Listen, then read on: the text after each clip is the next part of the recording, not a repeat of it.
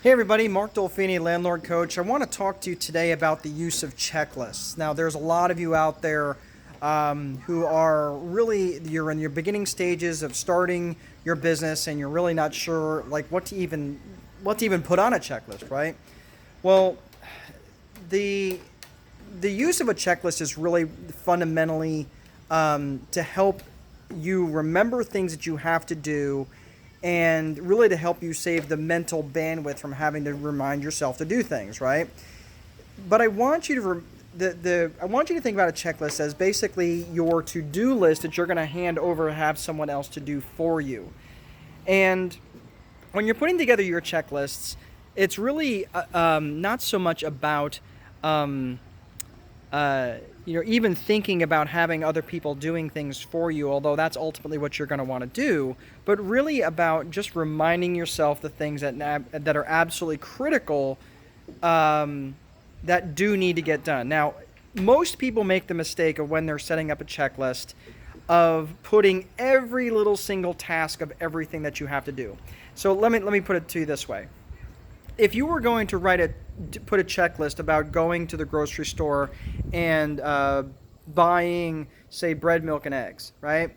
You're not going to put on a checklist, put on shoes, walk to car, stick key in door, turn key. Like, you don't do that, right? There's certain things that you're just going to assume that you remember how to do, right? So that's really where a lot of people go wrong on a checklist, is they try to put too many things on there that are just, quite frankly, should be somewhat common sense. What a checklist really is more, though, is like, okay, so when you get to the store, you don't even really need to define the store, right? Just really needed to say, okay, well, I need to go to, this, I'm going to go to the Kroger or go to Payless or go wherever, ShopRite if you're on the East Coast, if they're still even around. But you're going to go to the store and you're going to buy bread, milk, and eggs, right? That's really what the checklists are really to help you define the critical items that need to get done. And if they don't get done, that's kind of where the stopping point is for you to say, before I leave the store, I need to check my checklist to make sure that I've got all the critical things. So in the case of, let's say for argument's sake, we have a vacancy checklist, okay? And the vacancy checklist that I did on a video, it's available on the member site for those of you who want to go to that, and it's a paid membership. If you just it's $99 for the entire year. It's a pretty good deal if you ask me. But anyway, go in there and you'll see specifically walks you through the vacancy checklist, and the vacancy checklist is available where it just basically it stops at the critical stopping point. So it's not going to say pick up phone, dial these numbers and get electric turned on, right? It's not that specific. It just says get electric turned on. Now, you may have to figure out, depending on where the property is located, because we have properties in multiple cities, that you might have to call this utility bill for that city, and this utility company for another company, or this utility company for one city and another for another. But the point is to make sure that the utilities are on. If it's in the winter months here in Indiana, it gets ridiculously cold, but we don't necessarily need to turn the gas on unless it's between October and April, right? Because we don't want the pipes to freeze, but we don't necessarily need the gas turned on if it's in between those months. So we don't really need the expense of it, and it's just kind of a headache to get the gas turned on. So because you have to have things turned on, it's just a headache. Anyway, those of you who've got gas service, you understand what I'm talking about.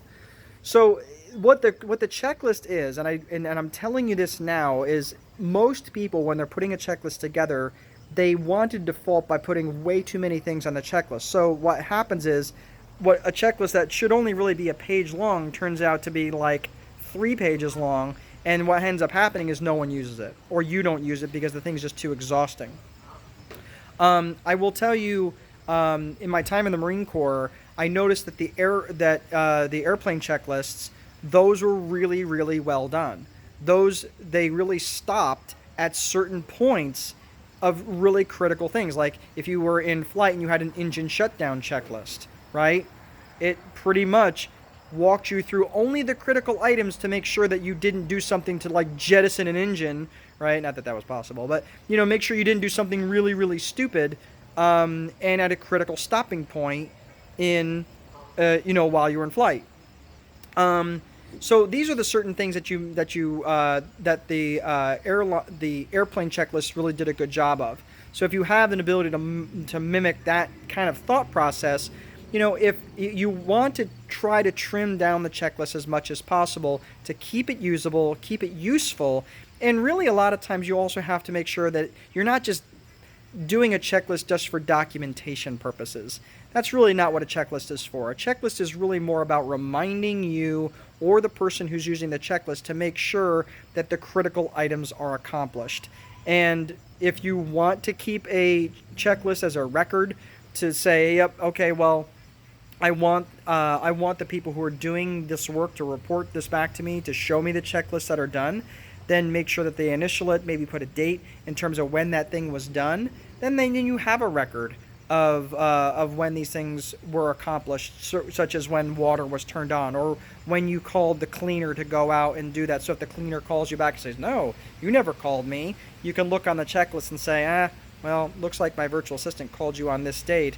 And, and you maybe can check phone records or things like that if you really need to. But the whole point of it is to make sure that you're calling and doing the critical items, and again, in a certain order.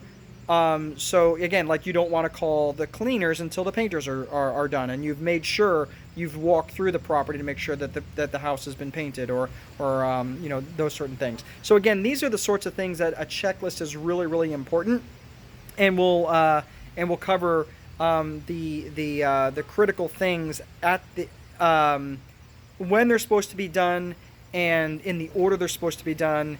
And again, also to help you save the mental bandwidth, so you're not just spending all of your time, trying to remember what you were supposed to remember from the last time, right? And that's really what a checklist is for. So, went a little bit longer on this. I just want to make sure that I was really pointing out when you're putting your checklist together that you're really just boiling down into the most critical items and the things that you at least want to forget. Okay? Have a great rest of your day, guys. Remember, if you don't place a value on your free time, someone else is. And also, remember, there is no amount of money that will make time irrelevant. Have a great rest of your day.